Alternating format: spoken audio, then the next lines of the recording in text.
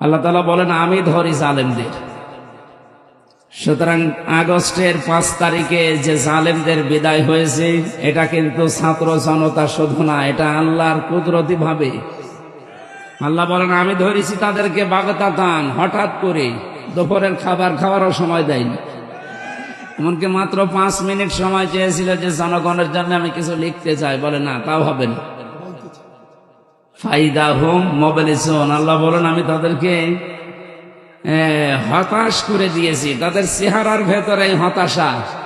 তাম বাংলাদেশের অবস্থায় একই। জালেম যারা ছিল তারা যে এত ভয় পেয়েছে, দাড়ি কেটে নম হয়ে গেছে।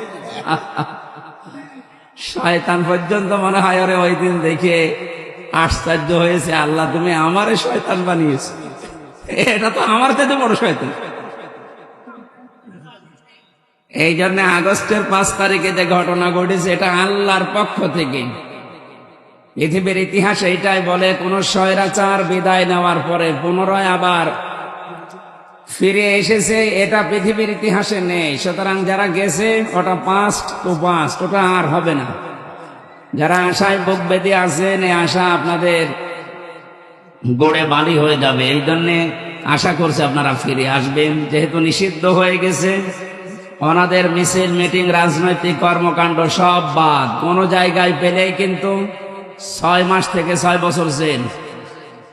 এতদিন যেটা ইসলামপন্থী মানুষদের উপরে চালিয়েছে আল্লাহ ওইটা ওদের বিপক্ষে লাগিয়েছে। জেলখানাতে আমরা ছাত্রলীগের কিছু অপকর্ম, সন্ত্রাসী কর্মকাণ্ডের বিষয়গুলো পেয়েছিলাম। এই যে বিশ্বজিৎকে যারা হত্যা করেছিল, এটা হিন্দুর ছেলে, ও শেষ পর্যন্ত এই কথা বলেছে যে অন্তত আমার লজ্জা স্থান দেখেন, আমার আগা কাটা আছে কিনা। তারপরও মানে না। আল্লাহ এমনিতেই তো কোনো জালেমকে ধরে না, বারবার দেখতে থাকে। দেখতে দেখতে যখন দেখেছে না, ইন্নামা নুমলি লাহুম লিয়াজদাদু ইসমা, ওদের পাপের বোঝা যখন পরিপূর্ণ হয়ে যায়, ওয়ালাহুম আযাবুম মুহিন, আল্লাহ বলেন তখন তাদেরকে আমি অপমানজনক শাস্তি দেই। যে অপমান করেছে পৃথিবীতে জালেমদের এই 24 সালের 5 আগস্টের পর থেকে, পৃথিবীর ইতিহাস তো বহু পড়েছি, এত অপমান আমি কাউকে হতে দেখিনি। অন্যান্য গুলো আল্লাহর বিভিন্ন ডাইরেক্ট গজবের কারণে, আর এদেরকে আল্লাহ বান্দাদের হাতে শাস্তি দিয়েছে। এই জন্য যারা অন্যায় অবৈধ কাজে ছিলেন, আশা করছি তারা তাওবার মাধ্যমে ফিরে আসবেন। কিন্তু এই তাওবাটা কি, এটা অনেক মানুষ, আমি গত পরশুদিন এখানে রাতের বেলা এসেছিলাম, আপনারা হয়তো বৃষ্টির কারণে আসতে পারেন না, কিছু সময় কথা বলেছিলাম। আমি এই বিষয়টাই তুলে আনার চেষ্টায় ছিলাম যে আসলে তাওবা করে অনেক মানুষ এখন বিভিন্ন দলে ভেড়ার চেষ্টায় আছে। আসলে এটার নাম তাওবা না। আস্তাগফিরুল্লাহ রাব্বি মিন কুল্লি যামবি ওয়া আতুবু ইলাইহি, এটা হচ্ছে তাওবার একটা বাক্য। এটা কি, কেউ যদি সত্যি তাওবা করে, আল্লাহ তাআলা জানিয়েছেন ফাউলাইকা ইউবাদদিলুল্লাহু সাইয়্যাতিহিম হাসানাত। সূরা ফুরকানের ভিতরে আছে ফাউলাইকা শব্দটা ব্যবহার করা হয় আল্লাহ যখন তার কুদরতি আঙ্গুল এইভাবে দেখান। যেহেতু এখন সাতক্ষীরার ময়দানে কোরআনে কারীম শোনানো হচ্ছে, আল্লাহ এই কলারওয়ার এই ফুটবল ময়দানের দিকে তার আঙ্গুল এভাবে দিয়ে জানাচ্ছে এই মানুষগুলো। কোন মানুষ বলেন তো? এই যে এই মানুষগুলো। ইউবাদদিলুল্লাহু সাইয়্যাতিহিম হাসানাত, আল্লাহ বলেন আমি নিজে বদল করে দেব, পাল্টিয়ে দেব। তাদের জীবনের যত অপরাধ ছিল ওইটা পুরা উল্টিয়ে ওই জায়গায় নেকি দিয়ে ভরাট করে দেব। এই জন্য এই আয়াত থেকে প্রমাণ পাওয়া যায় তাওবা এটা গুরুত্বপূর্ণ একটা বিষয়। এটা যদি সত্যিই কেউ করে, ওর জীবন আর একটা অপরাধও থাকে না, পুরা জায়গাটা আল্লাহ নেকি দিয়ে পাল্টিয়ে দেয়। আমার এখন 33 বছর বয়স। আমি এই নিয়ত নিয়ে সেই কুষ্টিয়া থেকে এসেছি যে আজকে আমি তাওবা করে সত্যি ভালো হয়ে যাব। আমাদের সবার এই নিয়ত নিয়ে এখানে এক কথা বলে না কেন? তাহলে আমরা যদি আজ তাওবা সত্যিই করি, যারা এতদিন জুলুম করেছে তারাও তাওবা করবে। তাওবা কিভাবে করে আমাদের দেশে আছে বলেন? আস্তাগফিরুল্লাহ রাব্বি মিন কুল্লি। আমি বারবার বলছি কেন? কারণ একটা পুরা একটা প্রতারণার ভেতরে আছি আমরা। অনেকে তো এই ধান্দায় আছে যে আমি তো আস্তাগফিরুল্লাহ পড়লামই, আবার কিসের তাওবা? না, তাওবার নিয়ম হচ্ছে, বিশ্ব নবীর কাছে এক মহিলা এসে বলেছিল, হে রাসূল, আমি জেনা করেছি, আপনি আমাকে মুক্ত করেন, শাস্তি দিয়ে আমার মুক্ত করেন। নবীজি মুখ ফিরিয়ে নিলেন। 3 বার সে আল্লাহর নবীর সামনে এসেছে। বিশ্ব নবী বললেন, এ কথা কাউকে বলবা না, চলে যাও বাড়িতে। মহিলা এসে বলে, হে রাসূল, না আমি যাব না, আপনি আমার বিচার করে দেন, আমি তাওবা করেছি, আপনি আমার বিচার করেন, আমি মুক্ত হয়ে আল্লাহর কাছে যেতে চাই। সাতক্ষীরাবাসী যদি অল্প সময় খুব খেয়াল করে শোনেন, 1500 বছর আগে মক্কা মদিনা আরব জাহানের একজন মহিলা, সে তো আরবিতে এমনিতেই পারদর্শী, কারণ তার ভাষায় আরবি। আমরা যেভাবে আসলেই বলি যে হাবিব ভাই আপনি আস্তাগফিরুল্লাহ রাব্বি মিন কুল্লি পড়েন, হয়ে গেল না। নবীজি ওই মহিলাকে বলতে পারতেন না যে যা করেছো করেছো, আর কাউকে বলবো না, আস্তাগফিরুল্লাহ পড়ে নাও, বলতে পারতেন না? আর ওই মহিলা পড়তো না যে আস্তাগফিরুল্লাহ, হয়ে যেত। নবীজি বললেন, না, তোমার এরপর যদি বিচার আমার কার্যকর করা লাগে, তুমি যে গর্ভবতী, ওই পয়েন্টের সন্তানের কোনো দোষ নেই, ওইটা আগে খালাস হোক। ওটা আসার পরে সঙ্গে সঙ্গে রাসূলের কাছে এসেছে। নবীজি বললেন, না, এই ছেলেটার এখনো পর্যন্ত 2 বছর হক আছে দুধ পান করা। এখানে একটা শিক্ষা আছে, যারা মেয়েরা এসেছেন, সম্মানিত মা বোনেরা, এটা মাইকে বলা যদিও ঠিক না, তারপরও আমি বলছি, আপনারা কানে আঙ্গুল দিয়ে থাকেন। ওয়ালিদাতু ইরদি'না আওলাদাহুন্না হাওলাইনি কামিলাইনি লিমান আরাদা আইয়ুতিম্মার রাদা। আল্লাহ তাআলা বলেন, আমি দুনিয়ায় যত মা আছে তাদেরকে আদেশ দিয়েছি তারা যেন সন্তানকে 2 বছর দুধ পান করায়। ঠিক আছে না? ঠিক না। আইয়ুতিম্মার রাদা এটা মুযাক্কার শব্দ। এখানে যারা আলেম আছে, মাওলানা বেলালী ভাই সহ যারা আলেম আছে জিজ্ঞাসা করবেন, এখানে মুআন্নাস শব্দ আল্লাহ দেয়নি, মুযাক্কার দিয়ে আল্লাহ বাবাকে দায়িত্ব দিয়েছে, সন্তানের 2 বছর দুধ পান করানো লাগবে। আমাদের আছে ওই সমস্ত জিনিসপত্র আছে, তাহলে আমাদের দায়িত্ব দিলেন কেন? সন্তান জন্ম দেওয়ার পরে এই দায়িত্ব পুরাটা বাবার, কিন্তু আমাদের মারা দয়া করে পালন করে দেয়। যদিও বাংলাদেশ, ভারত, পাকিস্তান এই সমস্ত দেশগুলোতে এরা ফিরিয়ে দায়িত্ব পালন করে, স্বামীর কাছ থেকে কোনো পারিশ্রমিক, কোনো টাকা পয়সা, অর্থ নেয় না। মেয়েরা যদি একবার বেঁকে বসে যে না, এ দায়িত্ব আমার না, আমি আর করবো না, আগামীতে 2 বছর দুধ পান করাতে হলে 1 লাখ টাকা দেওয়া লাগবে, আপনাকে তাই দেবো। এই জন্য মাইকে ছাতা বলতে চাচ্ছিলাম না, আমি বলেছিলাম যে ওনারা যেন কানে আঙ্গুল দিয়ে থাকে। সম্মানিত মা বোনেরা, যেহেতু এই দায়িত্ব আপনারা পালন করছেন, বাবার উপর একটা দয়া দেখাচ্ছেন, স্বামীর উপরে। অনেক মেয়েরা এখন আধুনিক জামানায় এসে নিজের শরীর, বডি এগুলো খারাপ হয়ে যাবে, এজন্য ছেলে মেয়েকে আর দুধ দিতে চায় না। তারা বলে যে স্বামীকে ডানো আনো, ডানো নিয়ে এসে খাওয়াতে চান। এই জন্য সন্তানগুলো পরবর্তী যারা বড় হতে থাকে, ওরা মা বাবার সাথে সম্পর্ক কাট করতে থাকে। মায়ের স্তনের দুধের সাথে সন্তানের অনেকগুলো বিষয় আল্লাহ জড়িয়ে রেখেছেন। এই জন্য যেই সন্তান মায়ের দুধ বেশি বেশি খেতে পারে, মা বাবার সাথে তার মহব্বত বাড়ে এবং তার স্বাস্থ্য ভালো থাকে। এর ভেতরে অনেকগুলো বিষয় আল্লাহ দিয়ে রাখেন। এই জন্য আশা করবো আপনারা এই বাজারের এই সমস্ত বিষয় না দিয়ে যতটুকু সম্ভব হয়, আপনাকে আল্লাহ দিয়েছে এই বিষয়গুলো এই কারণে, এগুলো না দিয়ে যদি এই দুধ জমাট বেঁধে থাকে, পৃথিবীর কোন জিনিস জমাট বেঁধে থাকলে দেখবেন নষ্ট হয়ে যায়। এই যে পানি এক জায়গায় থাকলে পচন ধরে, পোকামাকড় তৈরি হয়, দুর্গন্ধ হয়, কথা বলেন না কেন? লোহা লক্কড় এক জায়গায় রাখেন, দেখবেন জং ধরে যাবে, নষ্ট হয়ে যাবে। পৃথিবীর কোন জিনিস এক জায়গায় রাখলে ঠিক থাকে আপনি আমারে দেখাতে পারবেন না। ক্ষমতা এক জায়গায় থাকলে ঠিক থাকে না, নষ্ট হয়ে যায়, কথা বলেন না কেন? এই 15.5 বছরে তো তাই হয়েছে। যদি 5 বছর পর পরে পাল্টাতো আর যদি এই সিস্টেম থাকতো যে আমার কিন্তু সামনে জনগণের রায় লাগবে, জীবনেও মানুষ এত অত্যাচার করতে পারত না। তাছাড়া 28 অক্টোবর 2006 সালে যা করেছেন, এরপরে তো আপনাদের আর মানুষ বলা উচিত না।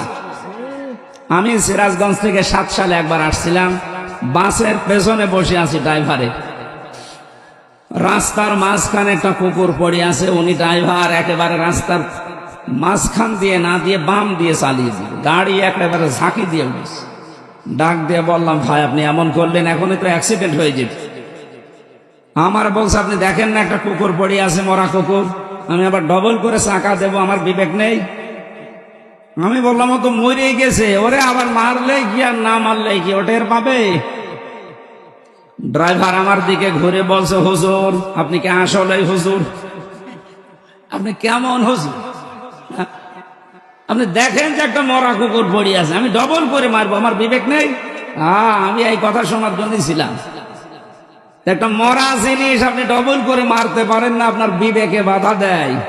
অথচ এই দেশে লগি বৈঠার এই তাণ্ডব আমরা দেখেছি গত বছরে, এখন 7 সাল ছিল, আর ওটা 6 সালে।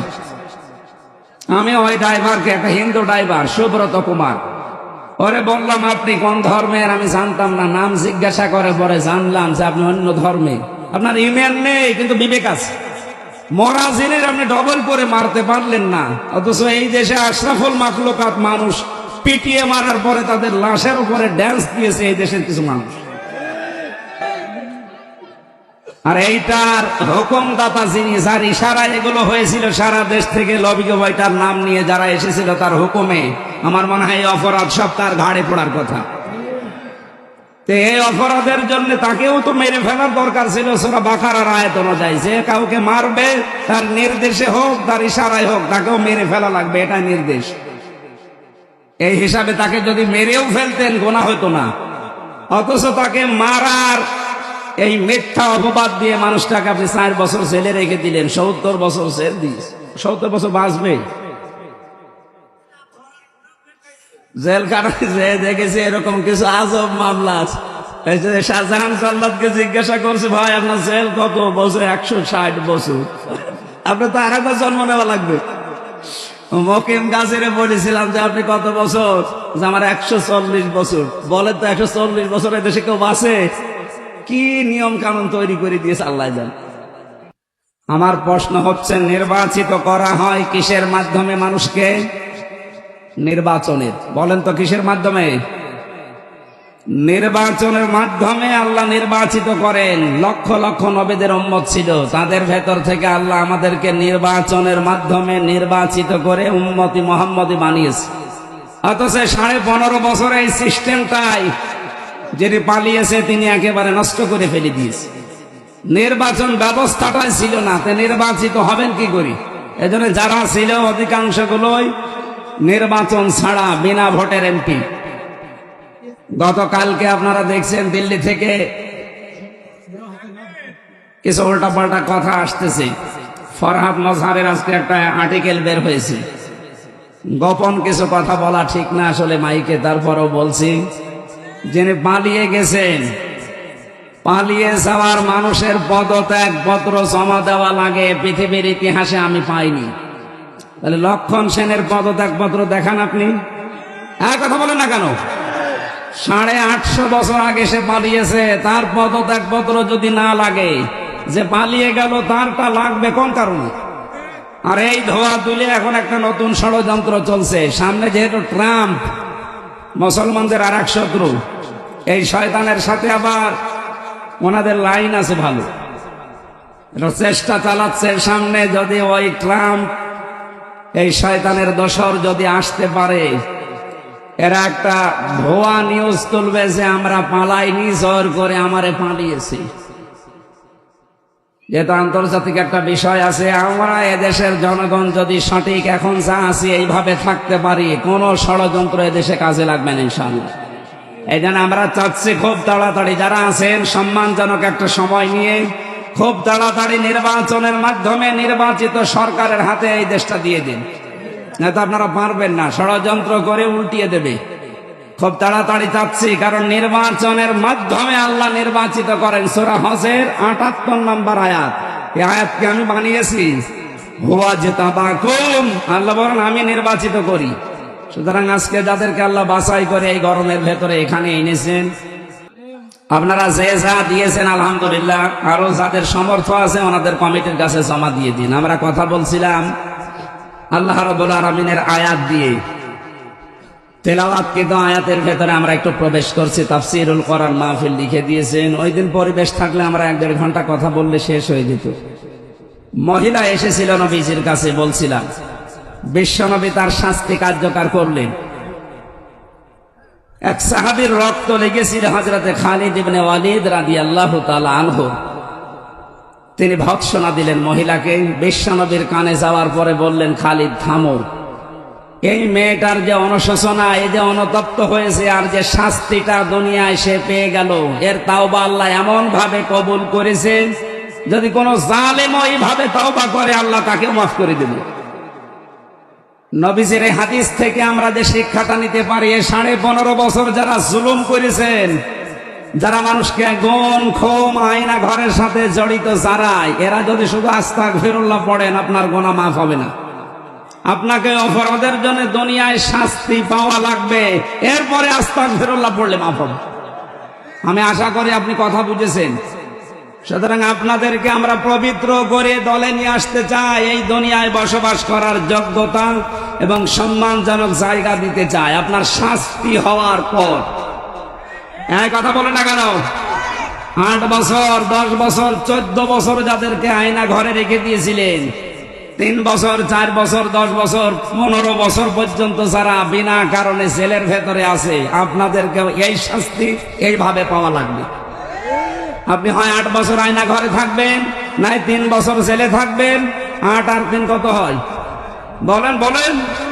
আর আমরা জানি 11 বছর পরে আপনি মাটির নিচে থাকবেন। আপনার আর এই দুনিয়ায় বেঁচে থাকা, কারণ সে হায়াত আর থাকবে না। এই জন্য আপনাকে আমরা পবিত্র করে নিতে চাই। মেয়েটা এসে বলেছিল, রাসূল আপনি আমার উপরে বিচার কার্যকর করেন, আমাকে পবিত্র করে দিন। উনি কিন্তু ভালো করেই জানতেন আস্তাগফিরুল্লাহ রাব্বি মিন কুল্লি, সে আরবি ভাষার লোক, পড়লে তো হয়ে যেত। আমরা এইভাবে ধোঁকা দিতে চাই না আপনাদের, আমরা সত্যিকার অর্থে পবিত্র করতে চাই। আপনি এখন আস্তাগফিরুল্লাহ পড়ার পাশাপাশি এদেশে 15.5 বছরে যে অপরাধ করেছেন, ওই অপরাধের শাস্তি মাথায় নিয়ে তারপরে মারা যাবেন। এই কথা বলেন না কেন? আল্লাহ এভাবে তাওবা করার তৌফিক আপনাকে দান করেন, বলেন আমিন। সূরা আলে ইমরানের 133 নম্বর আয়াত থেকে ওই দিন শুরু করেছিলাম। আল্লাহ বলেন তোমরা দৌড়াও আমার মাগফিরাতের দিকে, কারণ আমি আল্লাহর ক্ষমা যে পেয়েছে তার জীবন সাকসেস। আপনি কিয়ামত পর্যন্ত ক্ষমতায় আছেন, মরণের পরে আল্লাহ আপনাকে ক্ষমা করেনি, আপনার পুরা কিয়ামত পর্যন্ত হায়াত ব্যর্থ। কথা বলেন না কেন? সুতরাং আমরা যেখানে যে অবস্থায় থাকি আল্লাহর ক্ষমার দিকে আমরা দৌড়াতে চাই। কিয়ামতে যদি আল্লাহ কারো বিচার করে, সেই বিচার ব্যবস্থায় কোনো অবিচার থাকবে না। আল্লাহর বিচারে কোনো অবিচার আছে? নেই। যদিও ন্যায় বিচারের নাম করে 15.5 বছরে অবিচার চলছে। আপনি কথা বললে অনেকে বলে হুজুর ওই দিকে চলে যাচ্ছে, গেলে করবো কি? কারণ কোরআনের কোন আয়াত জালেমের পক্ষে নেই। কথা বলে না কেন? কোরআনের কোন আয়াত মুনাফিকের পক্ষে আছে? বললে তো আপনার বিরুদ্ধে যাবে। এখন কি কোরআন সংশোধন করবেন না নিজে পাল্টাবেন? সুতরাং নিজে পাল্টানোর সময় এখনই আপনি পাল্টাবেন। আল্লাহ রাব্বুল আলামিনের ক্ষমার দিকে আমরা এখন দৌড়াচ্ছি। জান্নাতিন আরদুহাস সামাওয়াতু ওয়াল আরদ, আল্লাহ বলেন ওই জান্নাতের দিকে দৌড়াও যে জান্নাতের প্রশস্ততা আকাশ আর জমিনের চাইতেও বিস্তৃত। সারা পৃথিবীতে সারা জীবন যদি আমরা মুসলমানেরা কষ্ট করার পরে মরণের পরে মহান আল্লাহর বানানো জান্নাত পেয়ে যাই, আমাদের জীবন সফল। বলেন সুবহানাল্লাহ। আমরা ওই ঈমান তৈরি করার জন্য এই অনুষ্ঠানগুলোতে আসি। আপনি যদি দুনিয়ায় কিচ্ছু না পান, এই যে চোখ দুইটা পেয়েছেন, এই যে কথা বলতে পারছেন, কিয়ামত পর্যন্ত হায়াত পেয়ে সেজদা দিয়েও আপনি এই শুকরিয়া আদায় করতে পারবেন না। আমি কুমিল্লাতে একবার খাবার খাচ্ছিলাম, মাহফিলের পাশে দেখি এক অন্ধ বসে আছে খাবার খেতে, হঠাৎ বিদ্যুৎ চলে গেল। আমরা তো যারা চোখওয়ালা মানুষ চিল্লা পাল্লা করছি। অন্ধ আমার বলছে, হুজুর মাত্র 2 মিনিট কারেন্ট চলে গেছে, আপনারা চিল্লাচ্ছেন, অথচ আজ 42 বছর আমার জীবনে কোনো কারেন্ট নেই, আমি চোখে দেখি না। বলেন তো 2 মিনিটে সে কি আমাকে জানিয়েছে যে 42 বছর আমার জীবনে কারেন্ট নেই? আমি তো চিল্লালাম না, আপনি মাত্র 2 মিনিটে চিল্লাচ্ছেন। কি নিয়ামত পেয়েছেন যারা চোখ আছে বলেন, এই যে কথা বলতে পারছি। আল্লাহ তাআলা বলেন, খালাকাল ইনসান আল্লামাহুল বায়ান, মানুষ আমি বানিয়েছি আর কথা বলার শক্তি আমি দিয়েছি। বিজ্ঞান এখন জানাচ্ছে যে কথা বলতে হলে এখান থেকে 27টা ধাক্কা লাগে, 27টা স্তর পার করার পরে একটা কথা তৈরি হয়। যে আল্লাহ এই ব্যবস্থা আমাদের জন্য করলেন, একবার জবান ছেড়ে দিয়ে এই মুক্ত স্বাধীন দেশে বলেন তো আলহামদুলিল্লাহ। আমরা আপনাকে দৌড়াতে আহ্বান জানাচ্ছি আল্লাহর ওই জান্নাতের দিকে, যার প্রশস্ততা এই আকাশ আর জমিনের চাইতেও বিস্তৃত। আল্লাহ 8টা জান্নাত বানিয়েছেন, আমরা শুনি না। জান্নাত একটা, জান্নাতের স্তর 8টা। কোরআনে কারিমে আরো বেশি পেয়েছি, আমি 100টার উপরে স্তর পেয়েছি। দুনিয়াতে যে যেই ধরনের কাজ করবে আল্লাহ তার জন্য ওই জান্নাত প্রস্তুত করে রাখবে। এখানে যে আসমান জমিন বিস্তৃত জান্নাতের কথা আল্লাহ জানিয়েছেন, এটা আল্লাহ বানিয়ে রেখেছেন উইদ্দাত লিল মুত্তাকিন, যারা মুত্তাকি হবে তাদের জন্য। এখন মুত্তাকি কাকে বলে? আমরা এদেশের মানুষ মনে করে বিশাল জুব্বা গায়ে দেবে, পাগড়ি মাথায় দেবে, হাতি তসবিহ থাকবে, বড় দাড়ি থাকবে দরবেশের মতো, এ মুত্তাকি হয়ে গেছে। না, মুত্তাকি হওয়ার জন্য শর্ত হচ্ছে আল্লাহর নিষিদ্ধ কাজগুলো ঘৃণা করে যদি কেউ ছেড়ে দিতে পারে আল্লাহর কাছে সে মুত্তাকি। আমার এখানে পরীক্ষা করার বিষয়, আমাদের যে মোবাইল আছে না, এই মোবাইলের ভেতরে অনেকের এমন এমন ভিডিও আছে যেটা নিচে দেখলে আনন্দ পায় আর অন্য দেখলে লজ্জা পায়। এটা মুত্তাকির পরিপন্থী কাজ। এরকম কোন কাজ যদি মুহূর্তে ডিলিট করে আমরা মুত্তাকি হব, করেন তো কারা কারা ডিলিট করবেন? হাত তোলেন তো দেখি, আপনার মোবাইল নিয়ে আসেন দেখি কার কি আছে, আগে দেখে ওয়াজ শুরু করছি। এখন আগে ডিলিট করেন। যেটা নিজে দেখলে আনন্দ পায়, অন্য কেউ দেখলে লজ্জা পান, এই মুহূর্তে সে নারী হোক পুরুষ হোক এক্ষুনি ডিলিট করা লাগবে। আমারটা নেন আপনি, অন্তত আমি দেখলে যেটা ভালো লাগে মানুষ দেখলেও ভালো লাগবে। আমার এর ভেতরে অধিকাংশ আমার বিশ্ববিদ্যালয়ের স্যারদের লেকচার আছে, শুধু প্রায় 250টা লেকচার আছে। বিশ্বের আন্তর্জাতিক স্কলার যারা, এনাদের লেকচার ভরা আছে। আমি এখান থেকে কিছু জ্ঞান নেওয়ার চেষ্টা করি। আর এমন এমন মানুষের মোবাইল শুধু অর্ধ উলঙ্গ নাচ আছে, বলেন সুবহানাল্লাহ। সুতরাং আশা করছি সাতক্ষীরার মানুষ এমনি, এরা মাজলুম মানুষ। আমার তো মনে হয় বাংলাদেশে আল্লাহ যদি জান্নাত দেওয়া আরম্ভ করে 64 জেলা দিয়ে, এতে সাতক্ষীরা শুরু করবে আগে। কারণ এদের উপরে যে জুলুম হয়েছে 15.5 বছর সারা বাংলাদেশ মিলেও হয়নি। এটা বাংলাদেশের দ্বিতীয় ফিলিস্তিন। হ্যাঁ, কথা বলেন না কেন? বুলডোজার দিয়ে বাড়ি ঘর ভেঙে দেওয়া, কি আশ্চর্য। যদিও 5 তারিখের পর থেকে আমরা কিছু দেখলাম হালকা পাতলা, তাও সাতক্ষীরার মতো কিছুই হয়নি। 15.5 বছরের শোধ তুলতে হলে তো এতটা সময় লাগবে। এই জন্য আমরা আশা করছি মুত্তাকি হওয়ার জন্য যে প্রথম শর্তটা বললাম, আল্লাহর নিষিদ্ধ কাজ যেটা আপনি নিজে দেখলে ভালো লাগে, অন্য কেউ দেখলে আপনি লজ্জা পেয়ে যান, এটা মুত্তাকির বিপরীত কাজ। আশা করছি এক্ষুনি বা বাড়ি যেয়ে ওটা ডিলিট করে দেবেন। আর যেখানেই থাকবেন মনে করবেন আমার সামনে একজন আছে, উনি আমার মালিক। বলেন আলহামদুলিল্লাহ। আল্লাহ জানে এই টেন্ডেন্সি আমাকে সহ প্রত্যেকের ভেতরে বদ্ধমূল করে দেয়। যত এটা বেশি আসবে তত আপনি আল্লাহর দরবারে পরিগণিত হবেন মুত্তাকি বলে। এর পরবর্তীতে আল্লাহ গুণ দিয়েছেন কিছু, এগুলো যেন আমরা অর্জন করি। আল্লাযীনা ইউনফিকুনা ফিস-সাররাই ওয়াদ-দাররাই ওয়াল কাযিমিনাল গায়যা والعافين عن الناس والله يحب المحسنين আল্লাহ পাক বলেন যারা সুখে হোক দুঃখে হোক দুনিয়ার সম্পদ যেহেতু ওর হাতে থাকবে না, এই জন্য যতদিন বেঁচে আছে ও আল্লাহর দিনের জন্য মানবতার জন্য সাধ্য মতো খরচ করতেই থাকে। রাগ যদি হয় তার সে রাগকে হজম করে, কোন মানুষকে যদি শাস্তি দেওয়ার ক্ষমতাও থাকে তারপরও আল্লাহর দিকে তাকিয়ে মাফ করে দেয়। এই তিনটি গুণ অর্জন যারা করে আল্লাহ বলেন এরা মুহসিনদের ভেতরে অন্তর্ভুক্ত, আমি এদেরকে নিজে ভালোবাসি। জোরে বলেন সুবহানাল্লাহ।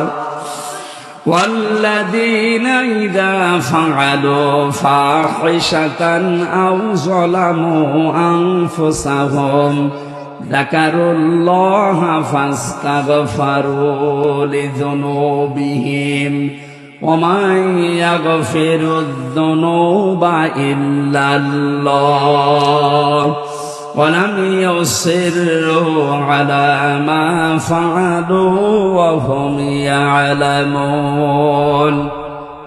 যারা মুহসিন বান্দা মুত্তাকি হবে এদের কিছু গুণ আল্লাহ আরো দিয়েছেন। নফসের ধোঁকায় পড়ে, শয়তানের জালে পড়ে, যৌবনের তাড়নায় পড়ে যদি কোনো ফায়সা কাজ সে করেই ফেলে, সঙ্গে সঙ্গে তার স্মরণ হবে আল্লাহর কথা। আল্লাহ পাকের কথা স্মরণ হওয়ার পরে তার এই অপরাধের জন্য সে অনুশোচনা করে অনুতপ্ত হয়ে ফিরে আসবে আল্লাহর দিকে। আর আল্লাহ পাক বাদে গুনাহ মাফ করার মতো দুনিয়াতে আর কেউ, আরো জোরে বলেন। এখানে ইয়াগফিরুজ যুনুবা জামিআ, আল্লাহ বলেন আমি ছাড়া ইয়াগফিরুজ যুনুবা ইল্লাল্লাহ, আমি আল্লাহ ছাড়া গুনাহ মাফ করার কেউ নেই। তাফসিরে ফি জিলালিল কোরআনে পেয়েছি আল্লাহ শুধু মাফ করবেন আল্লাহর সাথে সম্পর্কিত যে অপরাধ ওইটা। আপনি নামাজ পড়েননি, রোজা রাখেননি, হজ করেননি, সমর্থ থাকার পরেও আল্লাহ যদি ইচ্ছা করে মাফ করে দেবে। কিন্তু কোন মানুষ যদি তার বান্দার অধিকার নষ্ট করে, হক নষ্ট করে, যতদিন সে ক্ষমা না করবে আল্লাহ ক্ষমা করবে না। এই যে কয়েকদিন আগে আমার মামলা সব খারিজ হয়ে গেছে, আদালত কর্তৃক প্রমাণিত যে আমি নির্দোষ, আমার কোনো দোষ পাইনি। বিনা কারণে আমাকে 3টা বছর আমার জীবন থেকে যারা নষ্ট করে দিয়েছে, আমার মামলার আয়ু থেকে শুরু করে যিনি পালিয়েছে উনি পর্যন্ত, প্রত্যেকে এখন আমার মামলার আসামি। কথা বলে না কেন? ওনাদের জীবনেও আল্লাহ মাফ করবে না যতদিন পর্যন্ত আমি মন থেকে মাফ না করব। আর আমি বলছি আমি যা পেয়েছি আমি জীবনও মাফ করব না, তার মানে আমি মাফ না করলেও জান্নাতেও যেতে পারবে না। কথা বলে না কেন? এই 3বারের ভোটে যারা ভোট, নিজের ভোট, অন্যের ভোট সব দিয়ে দিলেন, এর ভেতরে কত মানুষে 15 বছরে মারা গেছে। এ মানুষের অধিকার আপনি নষ্ট করেছেন। এর সাথে যারাই জড়িত ছিল, সে নির্বাচন কমিশন থেকে শুরু করে দেশে যারাই জড়িত ছিল প্রত্যেকে এর জন্য দায়ী। আপনাদের পাশের থালা তালা না, এখানকার এক জামাই, আমি নাম নিলাম না, উনি আমার সাথে ছেলে ছিল ওসি, এই নুসরাত হত্যা মামলার একজন, আমারে বলছে হুজুর আমার পাশেই ছিল যে আমি ওই সময় দিনের ভোট যেহেতু রাতে করা লাগবে নির্দেশ এসেছে, এই জন্য আমার দল বল যা আছে সব নিয়ে আমি আল্লাহর নামে আরম্ভ করলাম। আমি তাও আবার ব্যাখ্যা বলেছিলাম, এই কারণে আমার শোনাচ্ছে।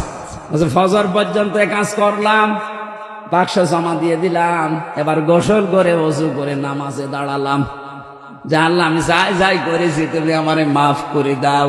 আমারে বলছো হুজুরে তওবা কি হয়েছে? না, এই আর কি মারা হয়েছে, কারণ আপনি তো অপরাধ আল্লাহর কাছে করেননি, করেছেন হামজার কাছে। একটা এমপির আন্ডারে 3.5 লাখ 4 লাখ মানুষ থাকে, তাদের ভোট আপনি জোর করে দিয়ে দিলেন, তাদেরকে দিতে দেননি। ওই দিন থেকে আপনি এতদিন জেলে আছেন, এর ভেতরে কত মানুষ মারা গেছে? কথা বলেন না কেন? কত মানুষ মারা গেছে, তাদের কাছে আপনি এখন মাফ চাবেন কি করে? আর যারা জীবিত আছে সবার কাছে তো আপনি যেতে পারবেন না, আপনার দুনিয়াও শেষ, আখিরাতও শেষ।